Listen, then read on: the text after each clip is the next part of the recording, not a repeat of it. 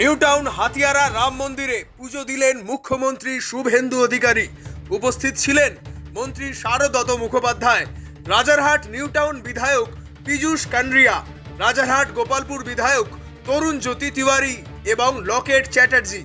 রাষ্ট্রবাদ, ভারতীয় সংস্কৃতি এবং যে গুরু দায়িত্ব মাননীয় প্রধানমন্ত্রী নরেন্দ্র মোদীজি আমাকে দিয়েছেন, তার আশীর্বাদ নিয়ে পশ্চিমবাংলায়ও আগামী দিনে সমস্ত মানুষের কল্যাণ, সকলের উন্নয়ন, জাতীয়তাবাদ, রাষ্ট্রবাদ, দেশপ্রেমকে যাতে শক্তিশালী করতে পারি, এই প্রার্থনা এবং আপনাদের সকলের কাছে আশীর্বাদ চেয়ে নিলাম।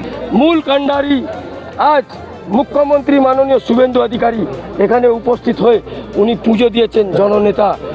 আজ শ্রমিকদা যেহেতু হসপিটালে উনি এখানে উপস্থিত হতে পারেননি, কিন্তু এই জুটি পশ্চিমবঙ্গকে এগিয়ে নিয়ে গেছে। আর ভারতবর্ষকে যেরমভাবে আমরা সবাই দেখছি মাননীয় যশস্বী প্রধানমন্ত্রী এগিয়ে নিয়ে যাচ্ছেন, ঠাকুরের কাছে কামনা যেন পশ্চিমবঙ্গে সত্যিকারে ভালো হোক, উন্নয়ন হোক, প্রতিটা বাচ্চারা যেন এখানে শিক্ষা পাক, স্বাস্থ্য যেন ভালো হোক। ব্যুরো রিপোর্ট, আরোহী নিউজ বাংলা।